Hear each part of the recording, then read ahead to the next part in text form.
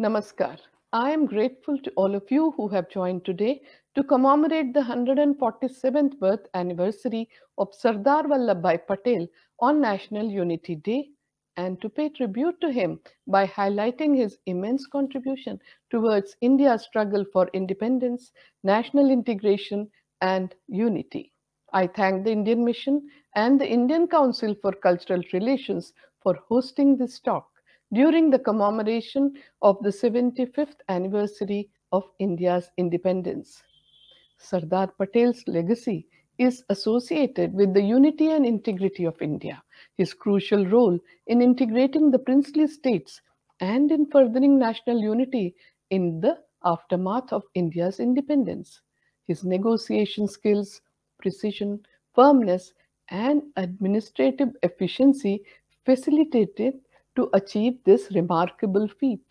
Equally, he stands out as the first major leader of the independence movement who came from a rural background, whose leadership in the various satyagraha and non-violent civil disobedience movement is remarkable. His inclusive approach was focused with laser-like intensity on the essentials and the goal that had to be achieved. He undertook all the actions with total dedication with no halfway measures. Sardar Patel's characteristic strength, resolve, wisdom, vision, nationalism, and understanding of the need for India to be united as one nation helped him in enabling India to achieve progress in its stature and growth from poverty to prosperity as a robust nation.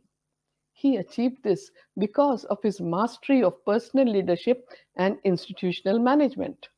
Sardar Patel's negotiation and reconciliation skills, humane approach, and kindness, coupled with sympathy, hold key lessons for guiding and inspiring modern leaders to explore all options to ensure a win-win situation in any challenging condition. Sardar Patel was born on October 31st, 1876, in Nadiad district in Gujarat state, in India, in a Patidar family who were landowners. Patidars are known for rallying closely against outsiders, respecting their seniors, an individual reverence to the extended family, and a sense of equality. He instinctively acquired all these traits. From an early age, Sardar showed the qualities of responsibility, forthrightness, and courageousness. He was always attracted to justice, was skillful in debate, aware of his adversaries' weak points, and an eloquent speaker from his school days. Sardar Patel possessed the qualities of a servant leader with exemplary traits. He was straightforward, said what was on his mind, and his commitment to India's independence was true and strongly defined. He had exceptional qualities of courage of conviction, measuring all the decisions against truth, injustice, and exploitation, coupled with a strong sense of humor, transparency, total fearlessness, and successfully navigating to the right choices. He excelled in the art of persuasion. He kept people's interest at heart, and his organizing skills will always remain an inspiration for every Indian. His clear and accurate conception of his objectives and goal played a significant role in the Indian independence movement and later on as well. He was also known for his composure and determination to uphold law and order throughout the country as the first Deputy Prime Minister and the Home Minister of sovereign India. He judged people instantly and had the courage to reprimand the erring. He did so judiciously, though treating everyone with the same yardstick, and his helping hand reached high and low alike. Sardar Patel was self-taught and had the ambition of becoming a barrister. To attain this goal, he initially became a lawyer by learning by himself and saved money for his ambition. He went to London in August 1910 and finished his course in 30 months to become a barrister. In February 1913, he returned to India and started his practice in the Ahmedabad district court in Gujarat. He was forthright, skilled, and totally dedicated to his profession. He excelled in cross-examination and could unnerve even well-prepared, tough witnesses.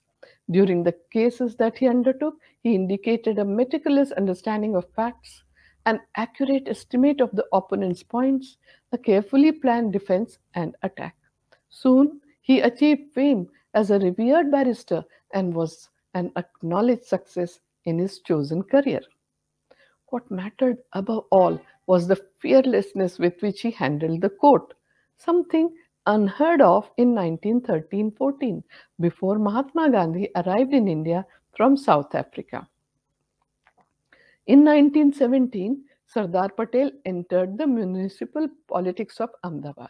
Soon after his election to the municipality, he established his authority and proved his mettle, an iron will to fight his way to victory. Also, his ability as a leader of steadfast courage, dedicated to public cause, and one who could outmaneuver his opponent by staying firm to facts through a meticulous strategy and planning. Sardar Patel, a public spirited young man of 42 years, came in direct contact with 48-year-old Mahatma Gandhi for the first time in November 1917 at the Gujarat Political Conference in Godhra. It was here that Mahatma Gandhi had made a statement of great significance. He had said, and I quote, "If we are unable to run our village administration skillfully, honestly, and justly, how can we justify our demand for the independence of our country?" Unquote. Sardar Patel, who was imbued in rural culture, could not agree more. He had proved it by his actions in running the civic administration of Ahmedabad. People of Gujarat observed in him a new national leader in the making, an unrelenting crusader, an able administrator, and a skillful mediator. In the year 1917, the nation witnessed Mahatma Gandhi's victories in quick succession in three satyagrahas, which made a sweeping effect on Sardar Patel's mind that was profound, far reaching, and lifelong. It moved a mind that was resolute, analytical, and governed by reason. He saw the beginning of a new agrarian uprising, which impressed him the most, as he was the son of the soil. This understanding irresistibly drew Sardar Patel towards Mahatma Gandhi, his methods of nonviolent civil disobedience, and satyagraha. Thus, Sardar Patel became Mahatma Gandhi's chosen deputy commander, and henceforth it was his support in planning and implementation which was the most significant contribution to the various satyagraha in India.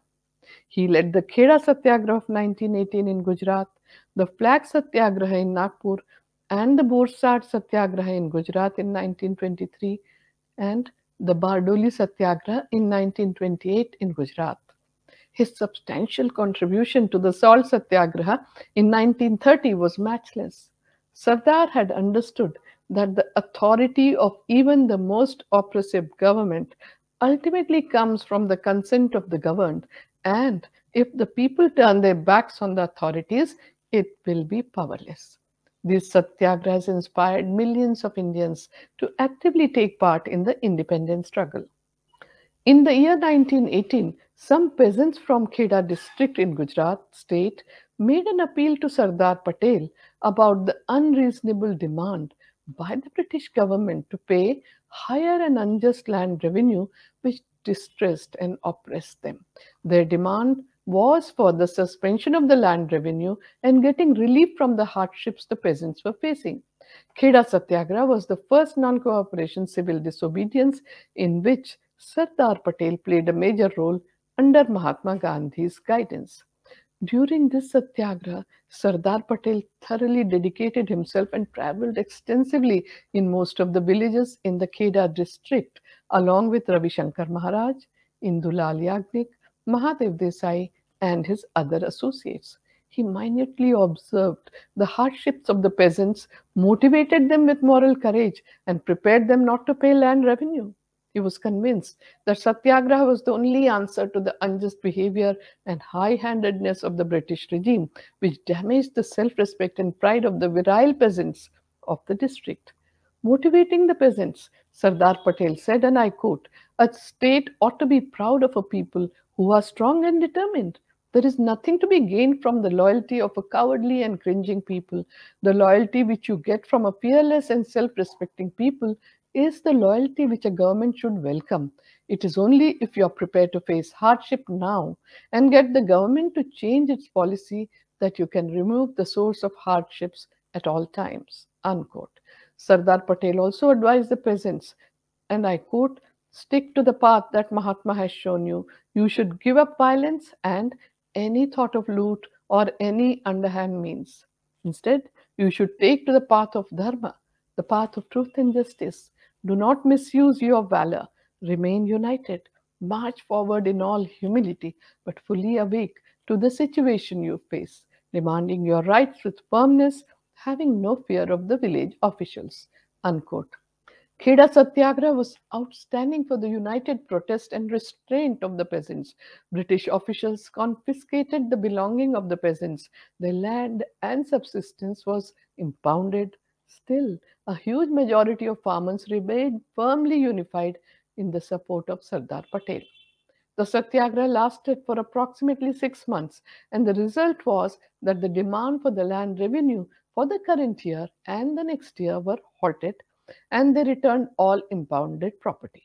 The peasants showed their courage, unity, fearlessness, firmness, and were able to draw towards them the attention of the whole of India. Sardar Patel observed, and I quote, for hundreds of years, India has suffered from the chronic disease of slavery. No doctor has been so far able to cure it. Those who made efforts up to now merely administered sweet medicine, which failed to be effective. Some people felt that how could one who advised them to fight against the government treat the disease? But never forget that this doctor, Mahatma Gandhi's mind and heart, is filled with the burning desire to serve the people. I congratulate Mahatma Ji for having led Kheda to the forefront of the Indian independence. Unquote. Mahatma Gandhi said, speaking about Sardar Patel after the triumph of the Kheda Satyagraha in 1918, and I quote, a leader's skill is judged by his competence in selecting his assistants. Many were prepared to follow me, but I could not make up my mind as to who should be my deputy commander. Then I thought of Vallabhai Patel. I must admit that when I first met Vallabhai, I could not help wondering who this haughty person was and whether he could be able to do what I wanted. If it were not for his assistance, this campaign could not have been carried through so successfully. The Kheda Satyagraha brought these two great men of India together.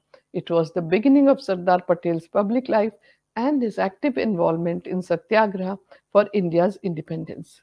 In 1922, Mahatma Gandhi was arrested and charged with sedition for writing essays against the British government. Sardar Patel abruptly found himself alone and took a resolve to take charge of the civil disobedience campaign in the state of Gujarat. Mahatma Gandhi's first article after his release from incarceration and recuperation was about Sardar Patel's leadership. He paid a compliment to Sardar Patel's outstanding organizing and administrative skill and noted that Patel had collected around himself a band of devoted workers of like mind and ability. In 1923, the flag satyagraha was undertaken through non-violent civil disobedience in Jabalpur and Nagpur towns in the central province that lasted for several months.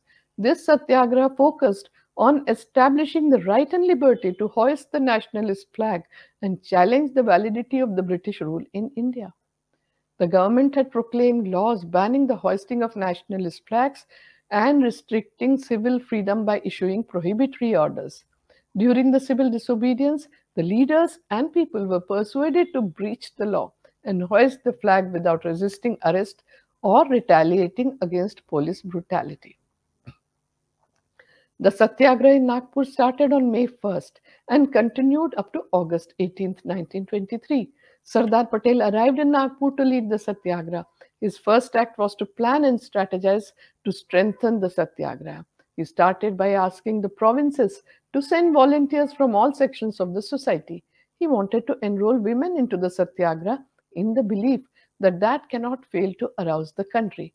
The Satyagraha continued relentlessly.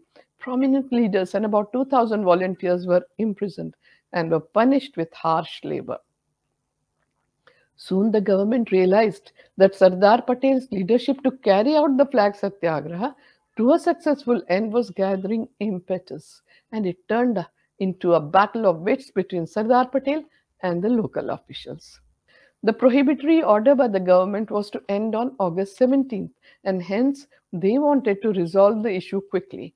Judging this impediment of the government, Sardar Patel announced that from 18th August onwards, the satyagraha would be intensified by increasing the number of volunteers taking out the procession. And if the government prevented this, the struggle will assume a new phase. It was a clever, skillful turn and put the government in a predicament. Sardar Patel proceeded by announcing both the hour and the plan of the procession. At midday, 100 volunteers set out with the national flag. The procession reached the destination without being stopped by the police. Sardar Patel declared, and I quote, "The honor of the national flag stands vindicated. Our right to take out the procession on the public roads in a peaceful and orderly manner had been restored. I regard it as a triumph of truth, non-violence, and suffering. By the grace of God, I am now in a position to announce that the Nagpur Satyagraha campaign successfully closes on this auspicious Gandhi Day in a manner entirely in consonance with the spirit of the teachings of Mahatma Gandhi." The imprisoned volunteers were set free and took out the victory march through the civil lines with the national flag flying high right in front. Sardar Patel, however, shared the fruits of victory with the government and stated at the public meeting the same evening, and I quote, "All honors goes to those who went to jail and suffered all manners of hardships.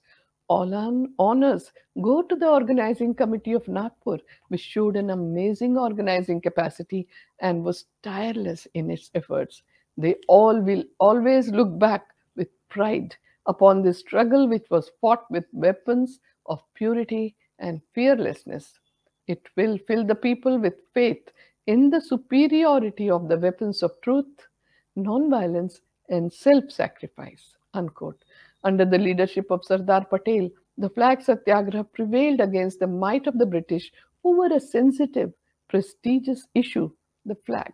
With the vindication of the national flag's honor, his prestige soared high in the people's hearts and established his hierarchy among the prominent national leaders. Just when Sardar Patel wound up the Nagpur flag satyagraha, he was requested to lead a satyagraha in Borsad district in Gujarat in December 1923. It was to protest the punitive tax imposed upon the people of Borsad and Anand district in Gujarat on the charge of harboring dacoits. The government was eventually compelled to withdraw the tax within 37 days of no tax campaign in the Satyagraha. It was a victory for Sardar Patel. He had been fully justified. He said, and I quote, "Once again, there has been a triumph of truth, non-violence, and penance. The victory has been as quick as our struggle was just. It is unique in that both the parties have won. It has admitted its mistake openly and with courage. Our victory lies in the government's withdrawal of charge made against us." Unquote. Mahatma Gandhi congratulated Sardar Patel for the victory in Borsad Satyagraha and wrote, "Welcome the King of Borsad." Sardar Patel's most famous intervention occurred between 1925 and 1928, attending to a tax agitation in the drought-afflicted district of Bardoli in Gujarat. His capability as an organizer, speaker, relentless campaigner, and an inspirer of ordinary people were previously known, which came to the fore in the Bardoli Satyagraha. In 1926, government had carried out a land survey in the district and passed a new assessment for the land revenue. The overall increase in the land assessment amounted to 30%. Therefore, the villagers had to bear the burden of a twofold increment, one on account of the increased assessment and the other because of the higher assessment of the upper class. Sardar Patel and his associates meticulously examined the matter and were satisfied that the peasants' cause of not paying the enhanced land revenue was just. His leadership blended the foresight of a peasant and his exceptional determination, and his forthright diplomacy had the expertise of a master tactician. He united villages and towns, brought about monetary and moral support from all over Gujarat for the farmers' agitation. The Satyagraha remained thoroughly non-violent, despite the forced confiscation of land by the British government. The Satyagraha in Bardoli transformed the mood of despondence in the country, and it gave the Indians fresh determination. It gave the peasants new confidence. The soldiers of this Satyagraha were about 80,000 villagers of Bardoli district. Their leader was Sardar Patel. He was given the name of Sardar or the chief by a village woman called Mithiben during the struggle, and the whole nation accepted this title from then on. These satyagrahas led by Sardar Patel were an admirable lesson in the method of voluntary self-suffering to oppose the brute force of the government, and brought people closer to Swaraj as it accomplished people's participation on an unprecedented scale. Sardar Patel was the leader. He was adored by people for his never ending spirit, great conflict resolution skills, dedication to work, loyalty to the country, always adapting to the group, and maintaining balance.